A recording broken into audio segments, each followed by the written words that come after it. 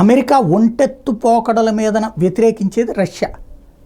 రష్యాని దెబ్బ కొట్టడం కోసం ఉక్రెయిన్ని అడ్డుపెట్టి యూరప్ నాటో దేశాలను వెంట పెట్టి కొడుతున్నటువంటి వేళ రష్యా అమెరికా ఆధిపత్యానికి సవాల్ చేయడం ప్రారంభించింది. అందులో భాగంగానే మొన్న చెప్పుకున్నాం, క్యూబా, వెనిజులా లాంటి ప్రదేశాలకి యుద్ధ నౌకల్ని పంపించింది సైనిక విన్యాసాల పేరుతో. చివరికి అక్కడే ఉంచుతోంది. యాక్చువల్గా ఎందుకు అక్కడ ఉంచుతోందంటే అమెరికా బేస్లు అక్కడ ఉన్నాయి. అంటే అమెరికా బేస్కి ఎదురుగా రష్యా బేసులు ఏర్పాటు చేసి రష్యన్ యుద్ధ నౌకల్ని నిలబెడుతోంది.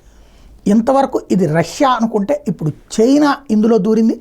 చైనాకి సంబంధించినటువంటి యుద్ధ నౌకలు ఇప్పుడు రంగంలోకి దిగినాయి. ఏదైతే అమెరికన్ ఇంటెలిజెన్స్ వాళ్ళు కనిపెట్టినటువంటి తాజా అంశం ఏంటంటే అమెరికా యుద్ధ నౌకలకి 70 మైళ్ళ దూరంలో ఇవి ఉంటున్నాయట. ఎస్పెషల్లీ గుంటనామో బే దగ్గరన ఇది ఉంది, నేవల్ బేస్ దగ్గరలో, US naval base at Guantanamo బేకి దగ్గరలోకి చైనా యుద్ధ నౌకలు వచ్చి నిలబడ్డాయి అన్నటువంటిది. ఇది చాలా కీలకమైనటువంటి వ్యవహారం కిందకి నడుస్తుంది.